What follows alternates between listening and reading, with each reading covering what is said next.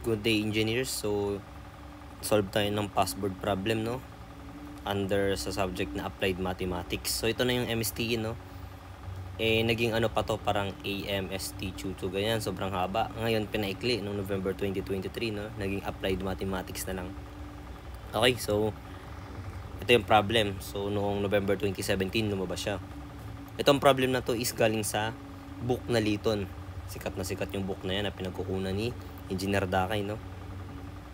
So, a new kind of atom smasher is to be composed of two tangents in a circular arc which is concave toward the point of intersection of two tangents.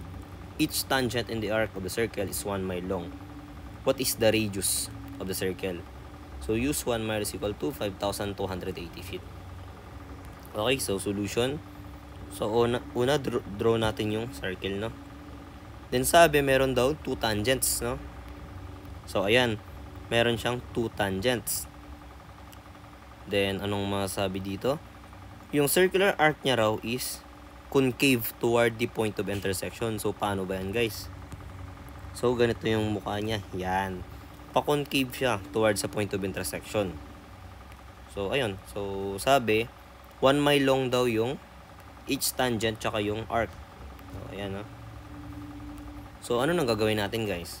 So, tinatanong is radius ng circle. So, parang ganito siya. Okay? Yan yung radius. Anong mapapansin nyo, guys? Kapag kinonect natin yung center ng circle papunta sa point of intersection ng two tangents, ito yung kalalabasan, guys, no? May mapapansin na tayo. Meron tayong mabubuong mga triangles, no? So, alam naman natin, di ba, na kapag tangent yung ano sa isang curve that is perpendicular, no, mula sa center. Ayan, guys, no, kaya naging perpendicular yan yung radius tsaka yung tangent line. So pwede natin i-isolate, guys, no. Yan, makukuha natin yung isang triangle, may radius, may 1 mile, tsaka assume elet natin na theta. Ito, guys, na yung angle dyan. So using tangent ratio, tan theta is equal to 1 over r. Then solve for theta, guys.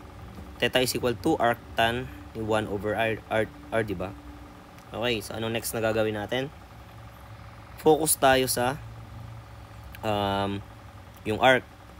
Okay? So, kung theta ito, guys, yung sa may triangle na yan, ibig sabihin, yung angle dito is 2 theta. 360 degrees, diba, yung buong ikot?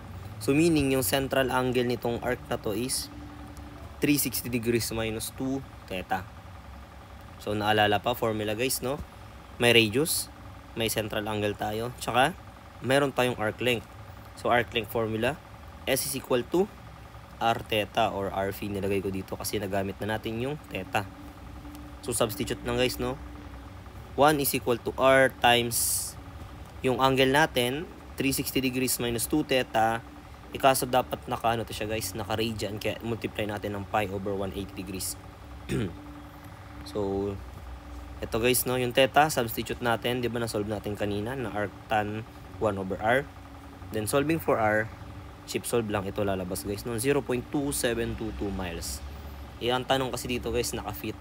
Kaya convert natin sa feet, no, times 5 to 80 feet. Lalabas na sagot is 1,437 feet. So, yun lang, guys. Thank you for watching.